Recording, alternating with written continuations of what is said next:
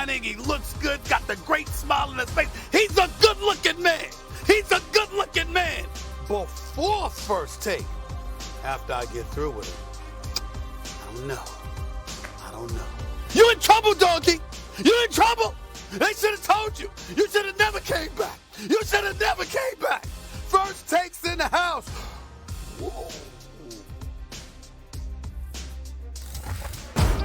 You know, it's nothing new when I come into this building. Embrace it. Embrace it. It's the dark side. Embrace it. It's gonna be a riot, doubt me it's quiet. I got the can of gas, I'm about to ignite. I am driven, I won't ever get tired, cause I've been left behind, I have to get right. We're the ones expected to take a humble approach. Nah, that's the playoffs.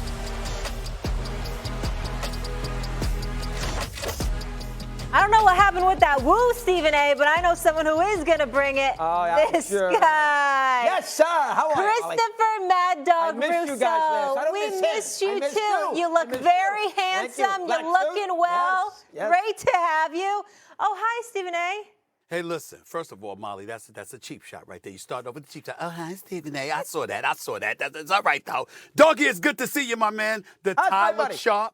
The outfit looks good. Don't know about the hairdo a little bit. You might want to go to the barber to get it trimmed a little bit. But that's all right. You understand what I'm saying? I mean, but hey, listen, you on first take and you following the yellow brick road. That would be Molly. I got you. Let's roll.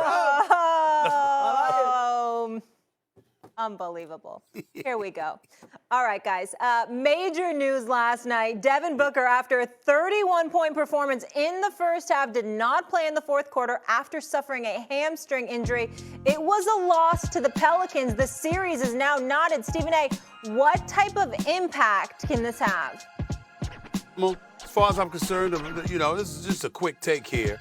The Phoenix Suns should be able to handle their business against the New Orleans Pelicans. They were thrown for a loop last night. Give credit to the Pelicans where it's due. They played an exceptional game. I don't expect that to continue. The bottom line is that the Phoenix Suns are built, even without Devin Booker to win this series. They're clearly built without Devin Booker to win the next series, which would be Dallas or Utah. So as far as I'm concerned, as long as Devin Booker is back and ready to go for the Western Conference Finals, I have very, very minimal concern about the Phoenix Suns. That's where I'm at with it. Right out of the gate, I get mad at them. Well, they are going to have a lot of trouble without Booker in this series. Ingram is on fire. New Orleans has got a lot of momentum right now. They're going to need him. Now, listen, could they survive here if he misses a game or two and come back from a 2-2 scenario? Yeah, they probably could. But if they don't have Booker, Stephen A., they may lose the Pelicans in round one. They're not that good without Booker. You should be tested. You got to be kidding me. I mean, you're trying to tell me they need Booker to beat the New Orleans Pelicans? Without Zion Williamson? How'd they play last night when he went out? They lost. One game. They lost That's the game. That's what we're doing. That's what we're doing. One game. Oh, please. Oh, stop it. We'll get to this later. You got to be crazy. I'm starting with you. You start with me. They're going to lose to the Pelicans. Oh, please. Without him. Listen. Without him. Oh, please. All right. He was probably out to dinner somewhere obnoxious. All right. We'll have much more on the Suns and obviously how this could affect the West coming up. But first, we got some news on Kyrie Irving. Kyrie fined, gentlemen, $50K for his behavior towards Celtics fans. The NBA said the fine was for making obscene gestures on the playing court and directing profane language toward the spectator stands during Sunday's Game 1 in Boston. Here's Kevin Durant on what Boston fans are really feeling regarding Kyrie. It's rooted in love. They once loved you. They once cheered for you and,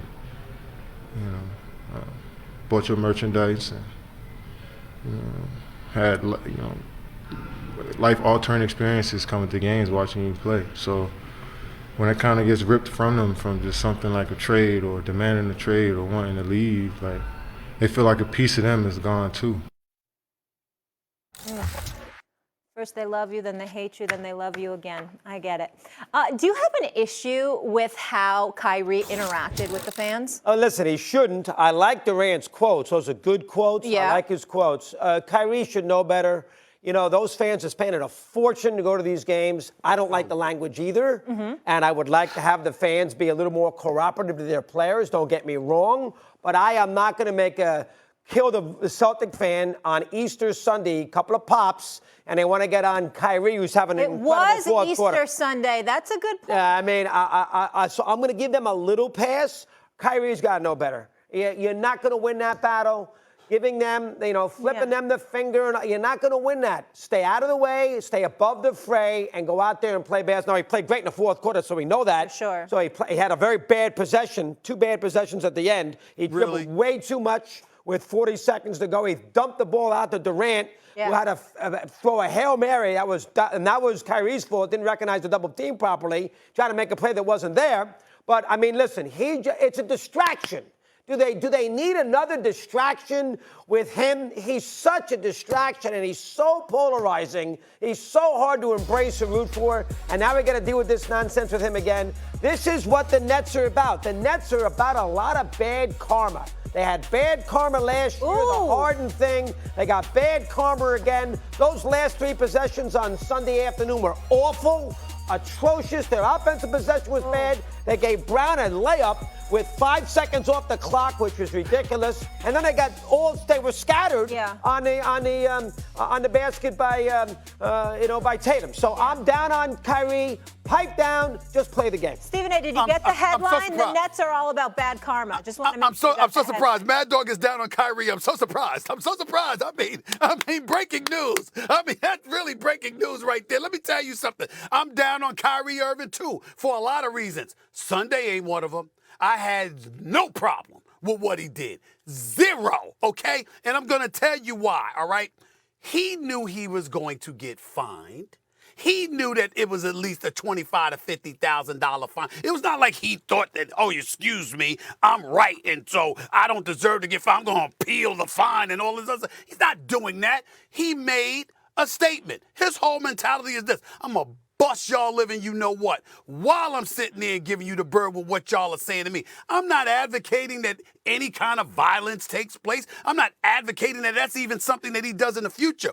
But think about this is the part that I think everybody's missing. And I actually went on NBA radio this morning and tried to explain it to Frank Isola and Brian Scalabrine. I mean, God bless me. I hope I pulled it off. I love them both. But the point that I'm trying to make to you, doggy, is this.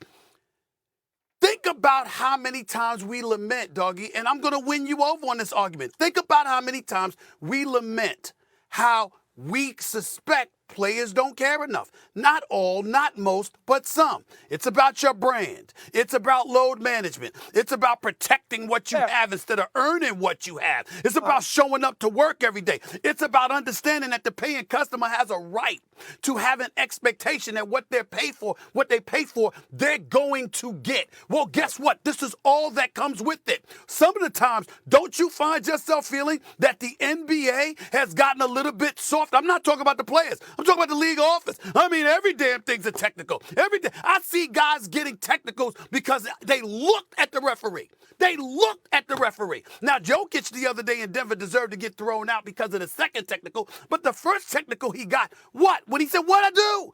And that's a technical foul. It gets a little bit too ridiculous here. If Kyrie Irving, again, we're not advocating that you do that continuously, but in the moment, you have an emotional reaction to the kind of shrapnel that they're throwing at you. Excuse me, I don't have a problem with it. Trae Young comes to the Garden. He's sitting up there, he's waving goodbye. He's giving them bows. He's sitting there talking about we here, mocking New York Knicks fans. You do stuff like that to build antagonism, to make sure that these folks know that you're coming at them the way that they're coming at you. And then you get on the court and you bust their living you know what.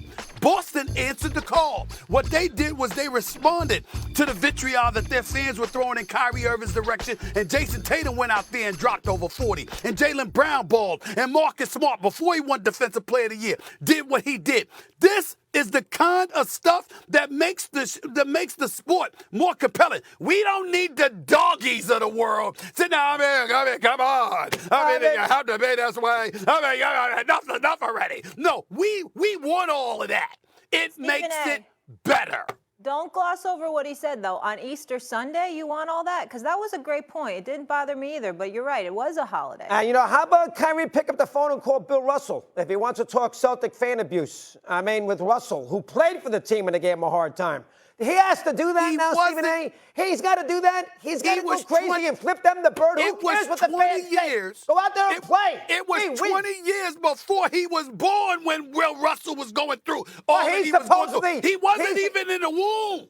What are you he talking claims about? he's the world's most interesting. He's America's most interesting American, for crying out loud. He should know what happened with Russell 20, 30 years ago. I'm just tired That's of a good Kyrie. point. There's always something with Kyrie. You got me there. I mean, there's always something. You know, there's a January 6th thing at the Capitol. He's got to take I a agree week with off. that. There's a kid's birthday party. We agree He's with gonna that. miss the road trip. Can't take a shot because of the vaccination. The world is totally back. agree.